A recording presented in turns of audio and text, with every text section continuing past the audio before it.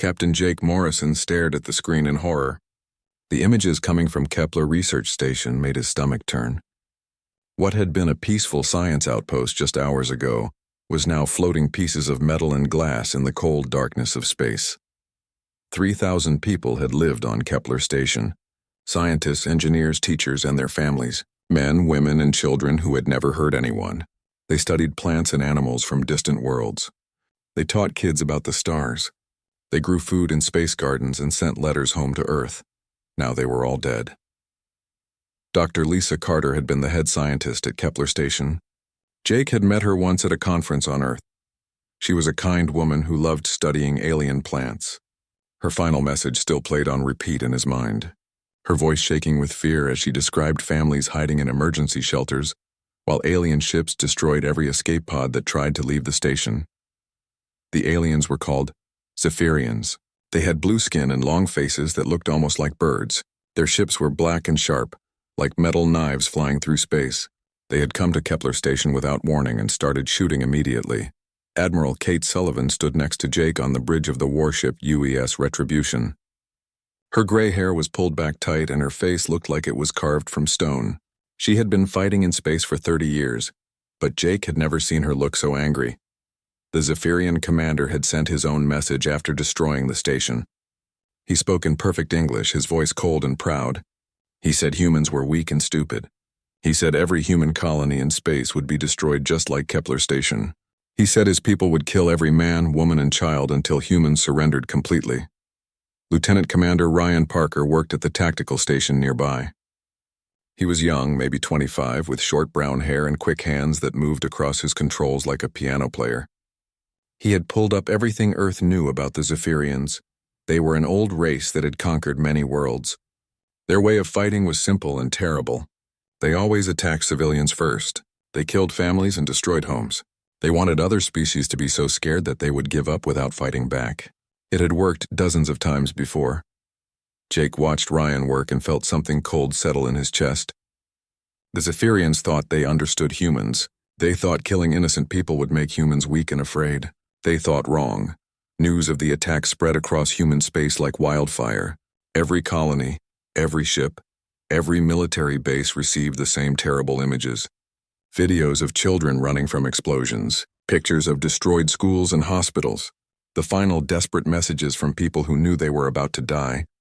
But something strange happened as the news spread. Instead of panic and fear, something else grew in the hearts of humans everywhere. It was something old and deep and dangerous. It was the feeling a parent gets when someone threatens their child. It was the rage that burns when innocent people are hurt by bullies. Jake had felt it before back on Earth when he was a kid. A bigger boy had been picking on his little sister at school. Jake had been scared of the bully, but when he saw his sister crying, fear disappeared. He had fought the bigger boy with everything he had, not caring if he got hurt. That was 40 years ago. But he remembered the feeling exactly. Now he felt it again, but stronger. Every human in the fleet felt it. Every human on every world felt it. The Zephyrians had attacked their family. Admiral Sullivan called an emergency meeting of all ship captains. Jake joined them in the conference room, where 24 faces appeared on screens from ships spread across the system. Each captain looked the same way, calm on the surface but with eyes that burned like stars. Captain Beth Rodriguez commanded the heavy cruiser UES Guardian. She was a small woman with dark hair and a quiet voice. But Jake knew she was one of the toughest fighters in the fleet. She spoke first. "I have families on my ship," she said. "My crew has families back home. Every one of us knows someone who could have been on that station." Captain Sam Taylor nodded from his ship. He was older, with gray in his beard and scars on his hands from years of service. "My daughter is studying to be a scientist," he said. "She could be on a station like Kepler someday." One by one, the captains shared similar thoughts. They talked about their children, their parents, their friends. They talked about the innocent people who depended on them for protection. They talked about the promise every human military officer made, to defend those who could not defend themselves. Admiral Sullivan listened to each captain speak. When they were done, she stood up slowly. Her voice was quiet, but it carried the weight of command that came from 3 decades of keeping humans safe in the dangerous emptiness of space. "The Zephyrians made a mistake," she said. "They think we are like the other species they have conquered. They think targeting our civilians will break our will to fight. They do not understand what they have done. She paused and looked at each face on the screens. They have awakened something in us that they cannot control or predict. They have threatened our families. They have killed our children. They have declared war not just on our military, but on every innocent human being in the galaxy. Jake felt his hands clench into fists. Around him, he could see the same reaction on every face. The Zephyrians had wanted to scare humans into surrender. Instead, they had turned every human into a weapon pointed at their hearts. We are going to respond, Admiral Sullivan continued. But this will not be like other military operations. This will not be about territory or resources or political advantage. This will be about justice. This will be about making sure that anyone who harms innocent humans faces consequences they will never forget. The meeting ended with orders that would change everything. Every ship in the human fleet would be called back from patrol duties. Every weapon would be loaded. Every warrior would prepare for battle. The Zephyrians wanted to fight humans by targeting the helpless. They were about to learn why that was the worst possible mistake they could have made. General Alex Warren stood in the biggest meeting room on Earth. Around him sat every important military leader from across human space. Some had traveled for days to get here. Others appeared on giant screens from distant colonies. All of them had the same look in their eyes, the cold anger that comes when someone threatens your family. The room was quiet, except for the soft hum of computers and the occasional beep of incoming messages.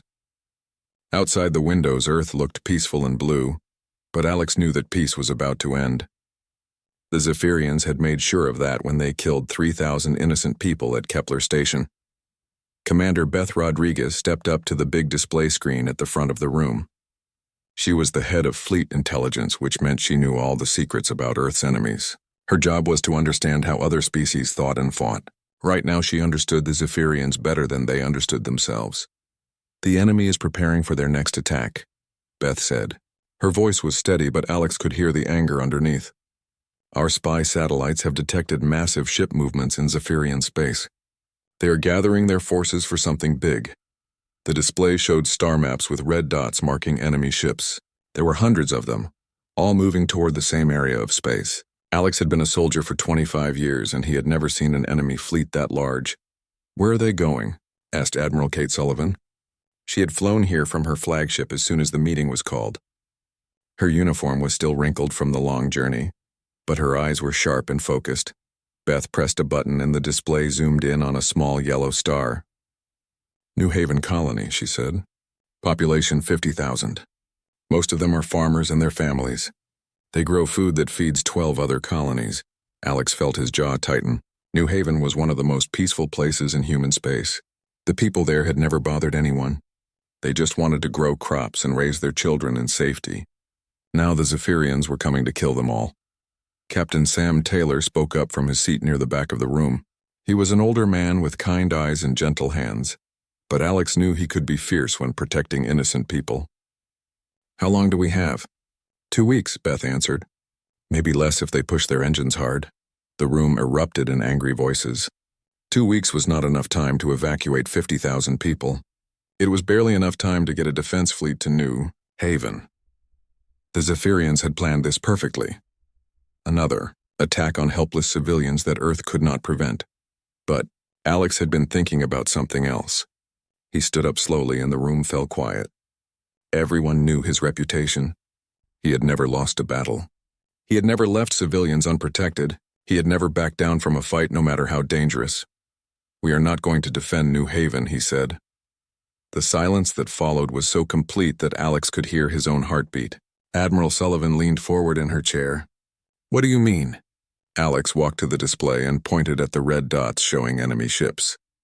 "The Zephyrians expect us to rush ships to New Haven. They expect us to spread our fleet thin, trying to protect every colony. They want us to react to their attacks." He pressed a button and the display changed to show the location of every human warship in space. Blue dots scattered across dozens of star systems, each one protecting a different world or trade route. "But we are not going to react," Alex continued. "We are going to act. We are going to take every ship we have and strike at the heart of their empire." Dr. Helen Brooks, the fleet's chief strategist, stood up quickly. She was a small woman who looked like a teacher, But her mind understood war better than most generals. That would leave our colonies completely undefended, she said. Yes, Alex agreed.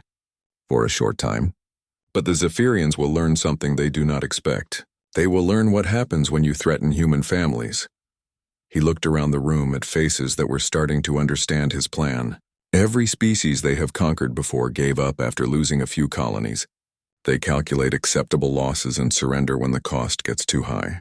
But humans are different. Alex pressed another button, and the display showed historical data from Earth's past wars. When someone attacks our children, we do not calculate costs. We do not accept losses. We fight until the threat is completely destroyed, no matter what it costs us. Captain Jenny Walsh had been quiet during the meeting, but now she spoke up. She commanded one of the fastest destroyers in the fleet, and Alex knew she had been thinking the same thing he was. You want to turn the entire human fleet into a hunting pack. Exactly, Alex said. The Zephyrians think they understand warfare. They think battles are about territory and resources.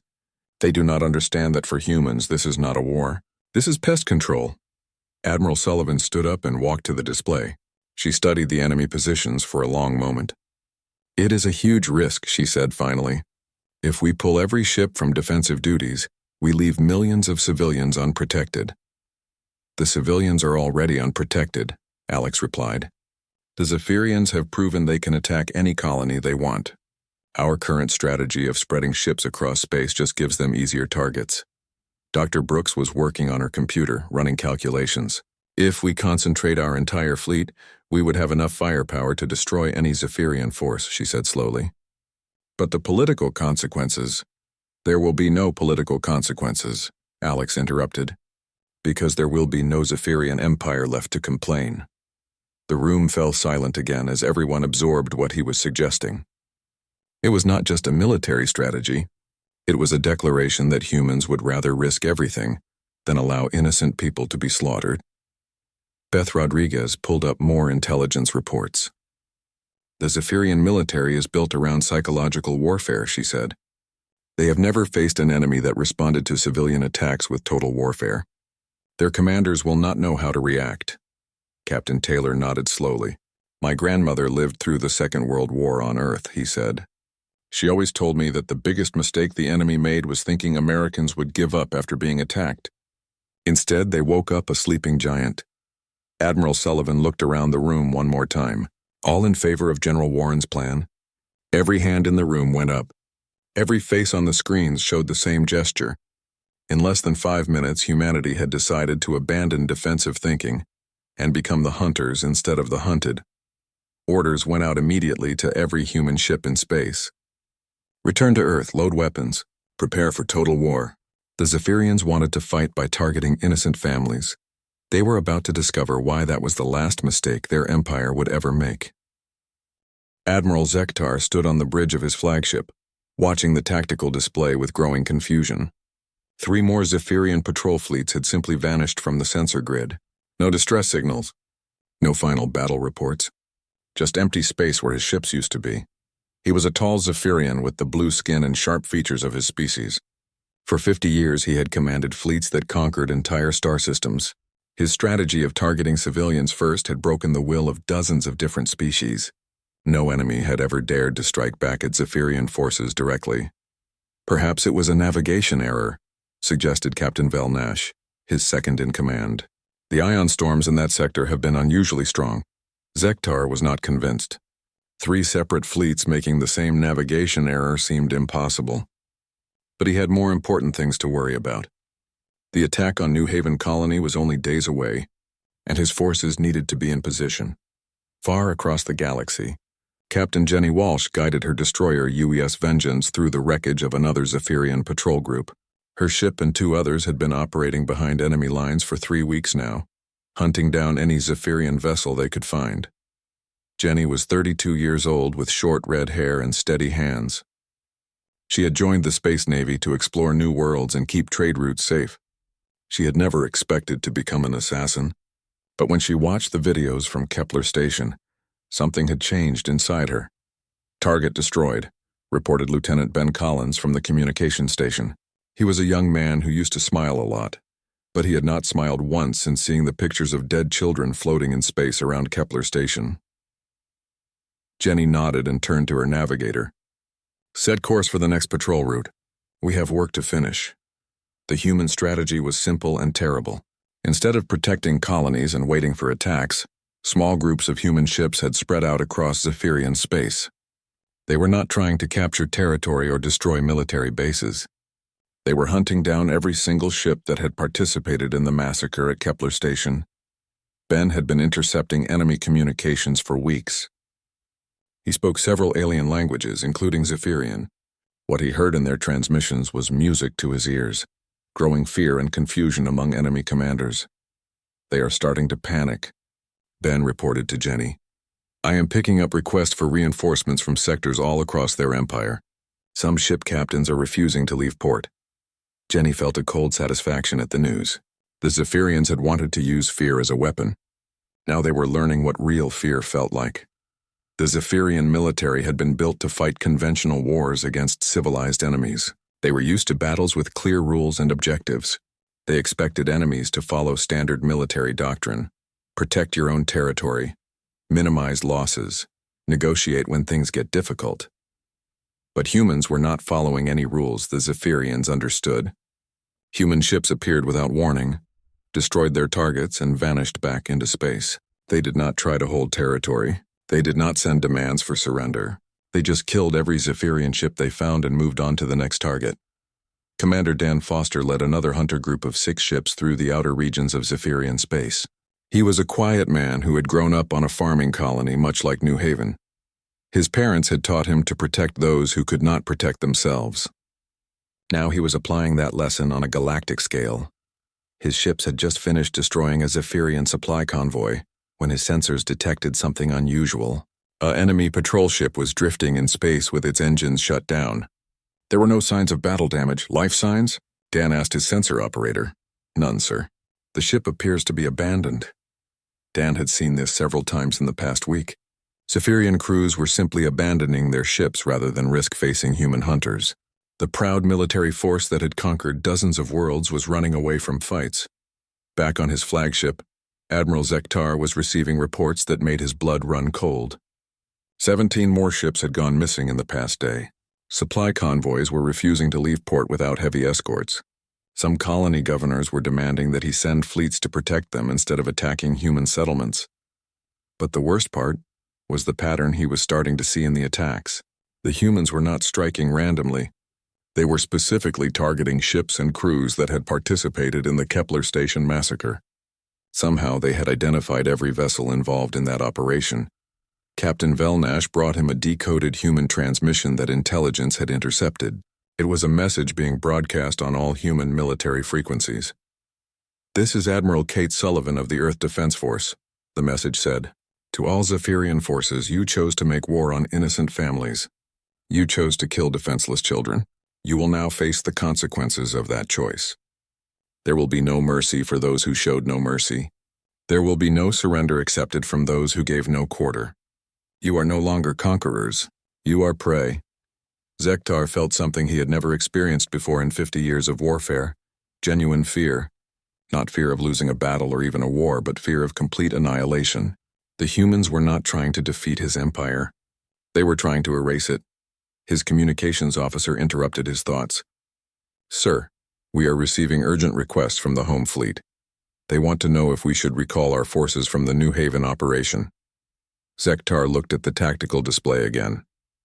Red symbols showed the positions of his remaining ships, but many of those symbols had question marks next to them. He no longer knew which of his forces were still alive and which had been destroyed by human hunters. For the first time in his military career, Admiral Zektar was beginning to understand what his victims had felt like. The terror of being hunted by a superior force, the helplessness of watching your defenses crumble, the growing certainty that no one was coming to save you. He had spent decades teaching other species that targeting civilians was an effective military strategy. Now the humans were teaching him a lesson in return. They were showing him what happened. When you awakened the protective instincts of a species that valued innocent life above everything else, the Zephyrians had wanted to break human morale by killing defenseless families. Instead, They had transformed every human into a weapon pointed at their hearts.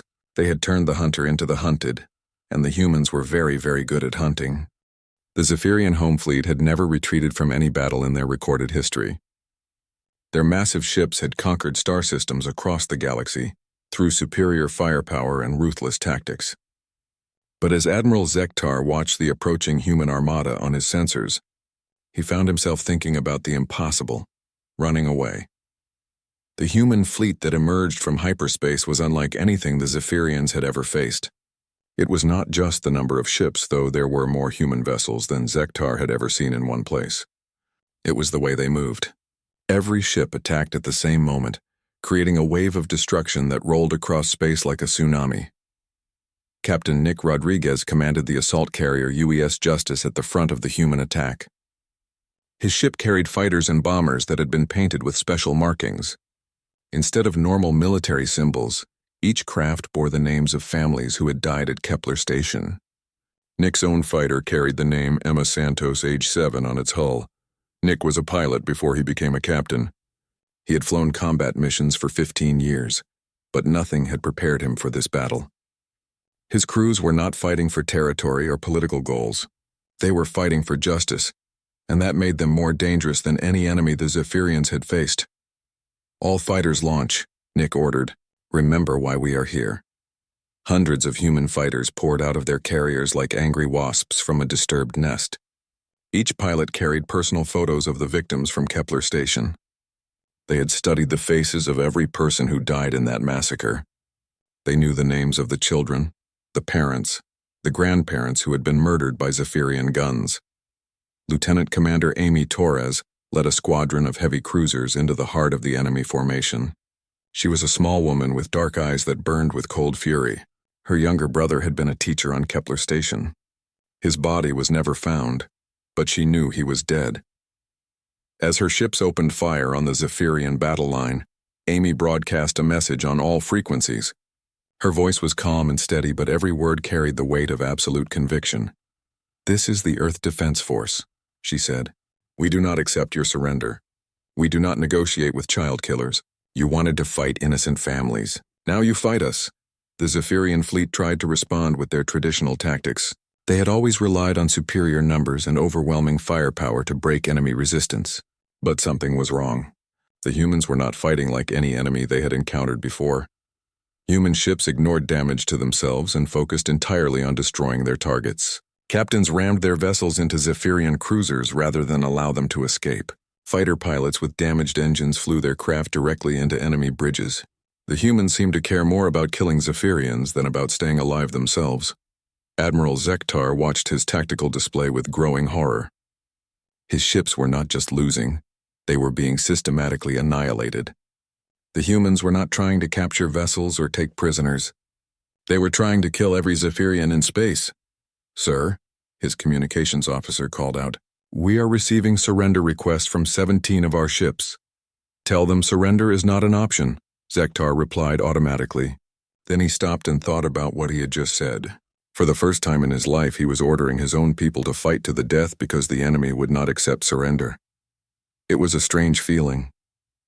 His entire military career had been built on forcing other species into exactly this position.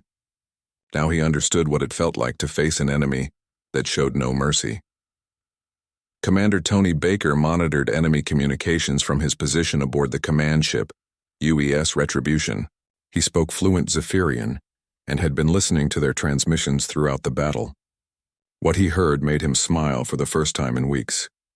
"Admiral," he reported to Kate Sullivan, "enemy fleet commanders are trying to contact Earth directly. They want to negotiate a ceasefire." Admiral Sullivan looked at the tactical display, where red symbols representing Zephyrian ships were disappearing one by one. "What is our response?" Tony had already prepared the message that would be broadcast across the galaxy. It was simple and final. "The time for negotiation ended when you targeted our children. There will be no ceasefire. There will be no mercy. There will be no survivors." The battle raged for 6 hours. Human ships pressed their attack without pause, showing the same relentless determination that had carried their species from caves to the stars. They fought with the fury of parents protecting their children and the cold efficiency of predators eliminating a threat. As the sun set on the Zephyrian homeworld below, the last enemy ship exploded in a ball of fire and metal. The mighty fleet that had conquered dozens of civilizations was gone. Centuries of Zephyrian military tradition had been erased in a single day by an enemy that fought not for conquest, but for justice. Admiral Zektar found himself alone on his damaged bridge, surrounded by dead crew members and broken equipment. His flagship was the last Zephyrian vessel still functioning, and human ships were closing in from all directions. He could have tried to surrender. He could have begged for mercy, but he knew it would not matter. The humans had made their position clear. There would be no mercy for those who had shown none to innocent families. Instead, he activated his ship's self-destruct system. If he was going to die, he would do it on his own terms. As the countdown began, he thought about the lesson the humans had taught him and his empire. Some enemies could be intimidated by targeting their civilians. Some species would surrender when faced with overwhelming force. But humans were different. When you threatened their families, they did not become weaker. They became unstoppable. The explosion that destroyed Zektar's flagship was seen from the surface of the Zephyrian homeworld. It marked the end of an empire that had lasted for 1,000 years. But more importantly, it marked the moment when the galaxy learned a new truth about humanity. Humans would extend friendship to peaceful species. They would share knowledge and resources with those who needed help. But they would show no mercy to anyone who harmed innocent children and families. The message was received and understood by every civilization in the galaxy. Those who preyed on the helpless had just discovered the most dangerous enemy they could possibly face, a species that valued protecting others more than protecting themselves. 6 months after the last Zephyrian warship burned in the darkness of space, the galaxy had changed in ways no one could have predicted. Species that had never spoken to humans suddenly sent diplomatic ships to Earth, carrying offers of friendship and trade agreements. The message was clear. Everyone wanted to be on good terms with the species that had destroyed an entire empire in defense of innocent families. Ambassador Carol Jensen walked into the Great Hall of the Galactic Council for the first time in human history. The chamber was enormous, with seats for representatives from hundreds of different worlds. Most of those seats had been empty for years, as the Zephyrian Empire had conquered or intimidated most of the galaxy into silence. Now the chamber was full. Species that had hidden in the shadows for decades had come out to witness this moment. They wanted to see the representatives of the species that had proved something everyone thought was impossible, that predators could be stopped. Carol was a tall woman with gray hair and kind eyes. She had spent her career trying to solve problems with words instead of weapons. She had never wanted to represent a species known for destroying enemies. But she understood why she was here. The galaxy needed to know that humans could be peaceful, even after showing how dangerous they could be. "People of the galaxy," she began, her voice carrying clearly through the vast chamber. 6 months ago, the Zephyrian Empire made a terrible mistake. They attacked innocent human families, believing this would make us surrender. Instead, they learned what happens when someone threatens our children. The hall was completely silent. Every alien face was focused on Carol, waiting to hear what humanity would do with the power they had demonstrated. "Today, I want to make something clear to everyone here," Carol continued. "Humans do not seek to conquer or rule over other species. We do not want to build an empire or force our ways on others, but we will never tolerate attacks on defenseless people, whether they are human or not." She paused and looked around the chamber at faces that belonged to dozens of different species. Any civilization that chooses to prey on the innocent, that chooses to target families and children, will face the same fate as the Zephyrian Empire. This is not a threat. This is a promise. On the former Zephyrian homeworld, now called New Hope, Captain Jake Morrison oversaw the construction of a memorial station. The massive structure orbited the planet where the Zephyrian capital used to stand. It served 2 purposes: to honor the human families who died at Kepler Station, and to provide shelter for refugees from across the galaxy. Jake had been promoted to admiral after the war, but he still preferred to be called captain. He stood in the observation deck of the memorial station, watching ships arrive from distant worlds. Each vessel carried families who had fled from other predatory species, seeking protection under human care. Dr. Lisa Carter worked in the medical bay of the station, Treating refugees who had suffered under various forms of oppression, she was one of only 47 survivors from Kepler Station, rescued by human ships during the final evacuation. The experience had changed her, but not in the way anyone expected. Instead of being filled with hatred for aliens, Lisa had become more determined than ever to help innocent people of all species. She had seen the worst that intelligent beings could do to each other, but she had also seen the best. She had watched human soldiers risk their lives to save alien refugees during the war. "How are our new arrivals?" Jake asked as he visited the medical bay. Lisa smiled as she checked on a family of small, furry aliens whose homeworld had been attacked by pirates. "They are scared but safe. The children are already starting to play with the human kids in the recreation areas." Jake nodded. This was what humanity was really about. Not the terrible vengeance they had brought to the Zephyrians, but the protection and care they offered to those who needed help. On Earth, young people studied the war in their history classes, but their teachers did not focus on the battles or the destruction of enemy ships. Instead, they learned about the choice humanity had made when faced with an attack on innocent people. Professor Amy Torres, formerly Lieutenant Commander Torres, stood before a class of teenagers in a school in New York. On the wall behind her was a picture of the Kepler Station Memorial, where the names of every victim were carved in black stone. "What did we learn from the Zephyrian War?" she asked her students. A boy in the front row raised his hand. "That we should not start fights, but we will always finish them?" Amy smiled. "That is part of it. But what is the most important lesson?"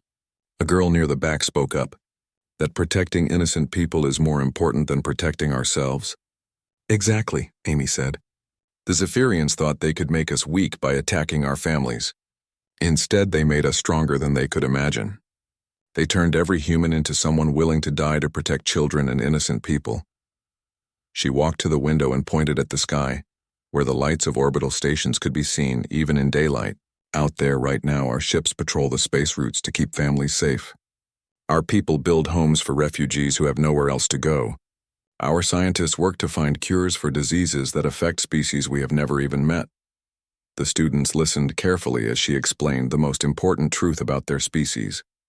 "Humans are not warriors because we love to fight. We are warriors because we love to protect, and anyone who threatens innocent people will learn the difference." Years passed and new civilizations made contact with the expanding community of peaceful species. Each time they learned the same lesson that had been written in the ashes of the Zephyrian Empire. Humans would welcome them as friends if they came in peace. Human ships would protect their trade routes. Human doctors would treat their sick.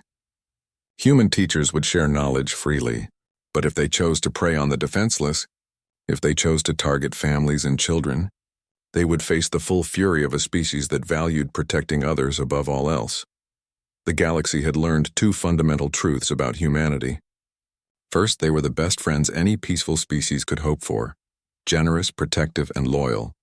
Second, they were the worst enemy any predator could face, relentless, implacable, and utterly without mercy for those who harmed the innocent.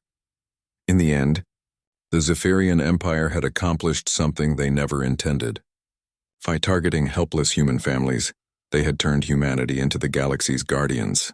They had created a species that would spend eternity making sure no one else would ever suffer the fate of Kepler Station. The price of preying on the innocent had been paid in full, and the galaxy was a safer place because of it.